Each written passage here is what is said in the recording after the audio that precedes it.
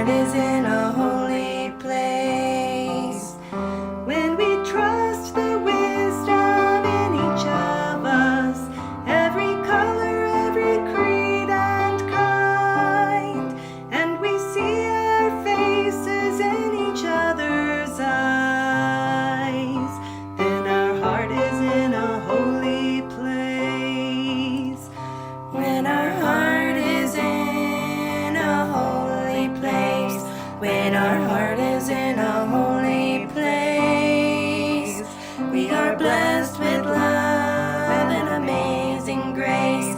When our heart is in a holy place, when we tell our story from deep inside, and we listen with the loving mind, and we hear our voices in each other's words, then our heart is in a holy place.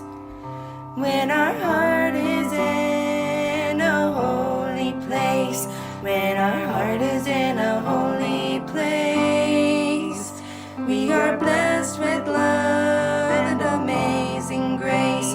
When our heart is in a holy place, when we share the silence of sacred space, and the God of our heart stirs within, and we feel the power of each other's faith, then our heart is in a holy place. When our heart is in a holy place, when our heart is in a holy place, we are blessed with love and amazing grace.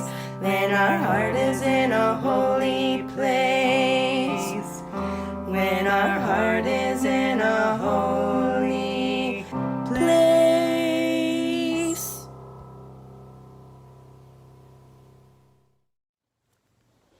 This is a sermon about creating a world that works for everyone. It's going to start with complexities. It's going to end with beauty. It's also going to end without my glasses on, so we're going to see how that works, but it's fine. I say all this up front about the complexity and the beauty because I'm really excited about the beauty and the possibilities for beauty. And the complexities are real, and part of where our topic, expectations, comes in today. So in the past few years, I've taken to listening to podcasts. How many people know what a podcast is or listen to a podcast? Okay, so a few of us. If you're unfamiliar with podcasts, they're akin to little radio shows that you can download and listen to anytime you want. One of my favorite podcasts took me by surprise a few weeks ago. The podcast is Maintenance Phase with Aubrey Gordon and Michael Hobbs. In their podcast, they debunk and analyze wellness and weight loss trends. So I was somewhat surprised to hear their episode was on the body mass index, also usually referred to as the BMI.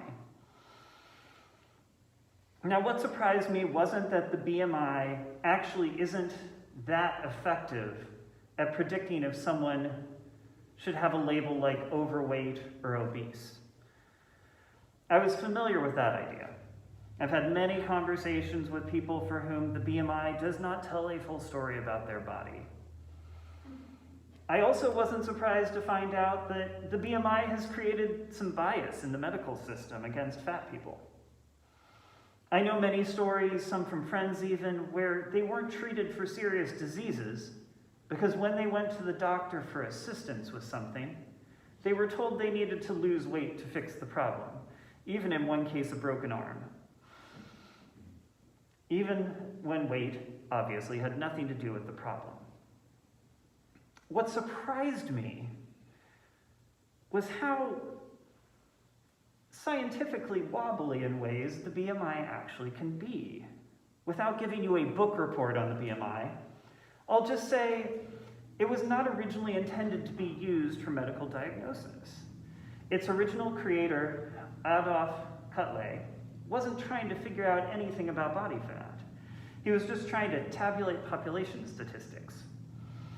Around 100 years later, in the 1950s, insurance companies began using those tabulations, often self-reported by people, as insurance data. And often the people self-reporting were strictly white men.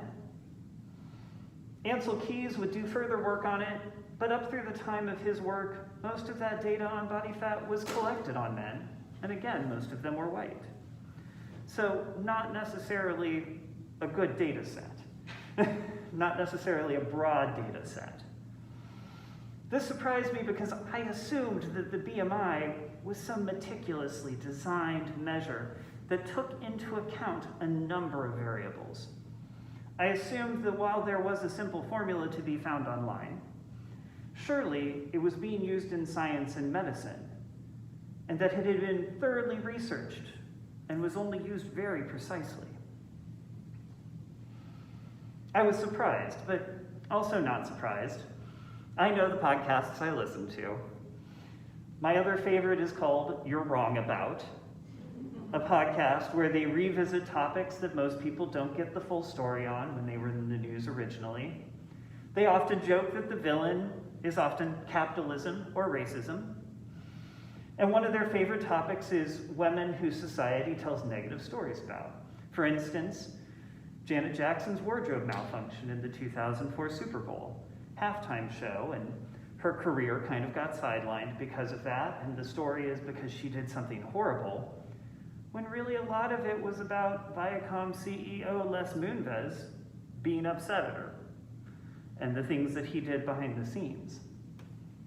I was surprised, but also not surprised because growing up, I learned from my school system that racism is bad, and it mostly ended when slavery ended, except for that brief flare-up in the 60s, but Martin Luther King Jr. came along and he ended it. Oh, and everybody loved Martin Luther King Jr. at that point in history. There was no conflict. There was no conflict. I believe that these surprises happen to all of us. We come to a crossroad and realize that the things that we expected to be true are sometimes not so true. This can be a complicated crossroads, trying to figure out how to shift a belief in something that we've known to be a certain way, especially if it's about something we find to be important in our life. Now, a disclaimer before I continue, I'm not saying nothing is real or true. There are definitely things that exist that are real and true, and I'm not saying science doesn't exist or anything like that. Like thinking about COVID and vaccines, there's been lots of real and true research on vaccines and how they work, and even a good amount of research on how coronavirus vaccines work. Yay, science and the scientific process. That's my disclaimer up front. So, why am I rambling on about all these deconstructive surprises? I believe that deconstruction of these expectations is very important to building the world we dream about. Deconstructing the expectations of what we believe to be true is required of us to push past the world as it is. But this can be hard. It can be hard to push past these structures we're familiar with because of critical thinking. Now, what do I mean by this? I think many UUs I know see themselves as people who are very good at critical thinking. And I think that can be true, and it is true. But I have this theory about critical thinking, so hang with me here for a second. And it's my theory. I don't know if there's research on it. There may be, but my theory is that a person can only easily critically think within the boundaries of what they understand. Or at a minimum, what they have met and have some concept of. Now, I do think it is possible for us to go beyond that, but I think oftentimes our critical thinking gets kind of caught in the boundaries of what we understand and believe. So let me give you an example. From Facebook, where all the best arguments happen, or the worst arguments happen, So once upon a time, I had a friend who made a post about the need for queer Black representation in movies and television and the media. This was a point that many of my queer and Black friends wholeheartedly supported, and they talked about it. However, one person I knew, who was specifically a white gay man, who I would generally say has very good critical thinking skills, he took a lot of issue with the idea. And he kind of got caught up in not understanding how race worked in that equation. He did not react well, ended up saying some racist things when confronted by people who were calmly discussing with him. So later on, I tried to imagine what happened in this situation. What happened in this situation with this person who generally has good critical thinking skills? And this is what struck me. This gentleman, using his good critical thinking skills, he had deconstructed and dismantled some beliefs that he'd been raised with in his conservative family in the Midwest.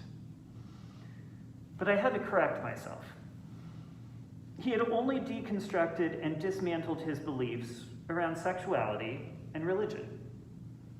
And it was good that he did. It was good that he did, because he had to do this in order to survive. To see himself as a person who is whole and has possibilities for goodness as he is. But I realized his deconstruction did not carry over to other ideas like race and capitalism.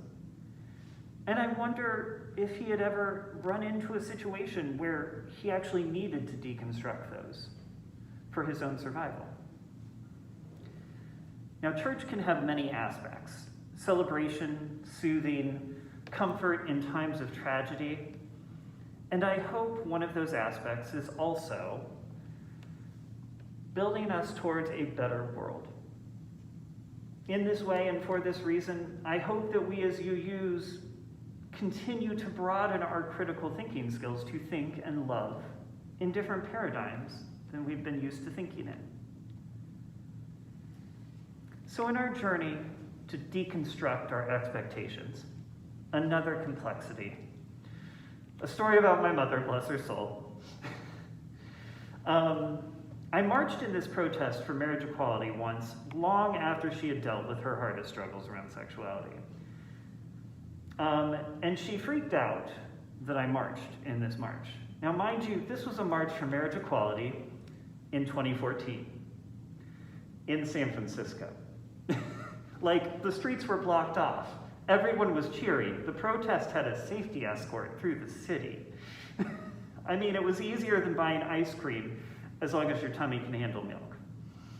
But those expectations were so deeply ingrained in her, that fear that I would be in physical or career danger by being in that march. And you know, she was also being a mom, right? Trying to be a little bit protective of her kid. She thought queer people should stay home and wait quietly, and someday marriage equality would be granted. Again, mind you, this wasn't hostile by any means, just stuckness on her part. And mind you, I can't say that she was 100% wrong in every way. Earlier, the reading from Reverend Jackie Clement, where she talks about the importance of letting go of the need for precise outcomes. I think some part of what my mother felt shared that perspective. My mother had a longer scope of history and knew the struggle might not be settled because of one protest. And of course, indeed, it never is. And as a parent, she wanted happiness for her child. And there can indeed be some peace to be found by accepting that the things that will happen will happen. The acknowledge that the outcomes we are provided with will be what happens. And that sometimes there are societal structures, there are institutions, there are things in the way of outcomes that in and of themselves we cannot move. Obstacles are real, and over-attachment to outcomes can be painful. And sometimes there are those who are fighting for those different outcomes Sometimes those who are fighting for them are already living in pain from the current realities. This is one of those spaces in the sermon that I really want to give you an answer. To say that simply letting go of our attachments to outcomes is the way forward, because that way can bring internal peace. And for myself at least, that's one reality. Only one reality. There can be another reality, a reality that many activists I know and deeply understand, of challenging unjust laws and practices, knowing that you may not immediately get the outcome you're seeking, but maybe also be able to make a degree of change. And that's actually not in conflict with what the Reverend Jackie Clemens says. There is this change to push it all. There is this justice that is needed now. And that doesn't happen, and sometimes there is the very real spiritual practice of lamentation when that expectation is not met. And there can still be acceptance of that, even in the midst of fighting for change. So one more podcast, then we're going to get to some beauty. Thank you for being patient with all my conflict. This one is Revisionist History with Malcolm Gladwell. You've heard of that one, eh? Recently, he did this 3-episode deep dive on Disney's The Little Mermaid, which he had never seen. In part 2, he interviews Angus Fletcher, who does research on literature. Fletcher talks about some of the oldest recorded fairy tales we have, such as those by Giovanni Straparella. Fletcher calls these and similar stories fairy tale twist stories, and they do not end the way we would expect in our modern day fairy tale ideas. Many fairy tales that we know were written and rewritten during the Enlightenment, so they could tell the stories like Cinderella, where a good person is existing in hard circumstances, but she does good things, and in the end, she's rewarded. However, in fairy tale twist stories, the reverse is often true. Disrespectful, unwise, and often bad people do disrespectful and bad things, and good things still happen to them. For instance, in the tale of Adamantina, she is sent to buy food for her starving family. But instead of buying food, she buys a doll that she likes, and her sister is outraged, and it turns out the doll is magic. Adamantina did nothing to deserve the good fortune that follows in the story. But good fortune comes anyway. Strangely, this subversion of the fairy tale expectation brings me hope, strangely. Because the reality is, as humans in general, not specifically, not necessarily individuals, but as humans in general, we have not been great for the planet. As humans in general, we've had wars and hurt each other. And I say humans in general because I'm not sure if it's a majority of people on the planet who have significantly harmed the planet. I'm not sure if it's a majority of us who actually would want war. It's a complex question that brings in corporations, money, and how that interacts with human desires. But the systems that we have put in place and allowed to continue to exist do harm the planet. And the hope comes from the idea that even if we have failed, even if we have made mistakes, even if we have done bad things, there is still a possibility for good things to happen. Beauty is still there and can still beckon us forward.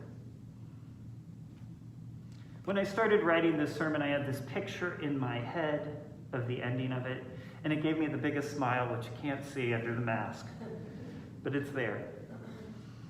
And then my skepticism crept in. Darn skepticism. So I want to tell you this thing and ask, just for a moment, if you feel any skepticism, to let it go. I want you to imagine, close your eyes if it's helpful, keep them open if you'd rather. Get a little bit comfortable. I want you to imagine, just for a minute, what an ideal world would be like. You probably can't fully do it in a minute, but just take a minute and let go of anything that doesn't work in this imagining. Just think of a beautiful outcome. Just think of what a world looks like where everything is beautiful, where all people are loved and held and taken care of.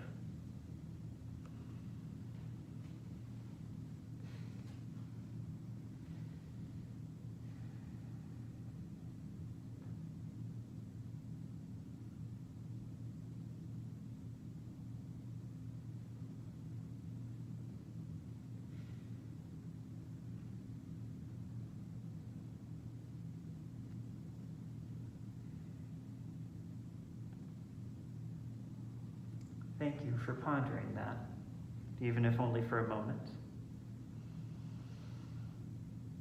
When I first tried this a few weeks ago, this was one example of the challenges that I felt in my spirit. I started by thinking, I would want everyone to have health insurance. And I thought about this, and I thought, let's dream bigger. If I'm going to dream, let's dream bigger. But I had to let go of these expectations that you have to have health insurance, right? Health insurance does not grow out of the ground. So it doesn't have to be here in the big sense. So I thought, if I'm going to dream about anything, I want everyone to be able to afford health care. We wouldn't need insurance. Then I thought, you know what, I bet you I can dream bigger if I'm going to be in this dreaming state. I want everyone's health to be cared for. What if money didn't need to matter? Or didn't even need to exist? Now, I'm not saying that's an easy point to get to. I doubt if it would happen in my lifetime, surely. But I worry that if we don't say what if, it will never come true. I worry that if we never say, what if, it will never be real. That we may never realize that we don't have to have systems in place that harm people. That we couldn't have a possibly utopic life. So here I am, saying, what if? Here I am going to encourage you to dream more fully, and to create a dream that works with the dreams of others.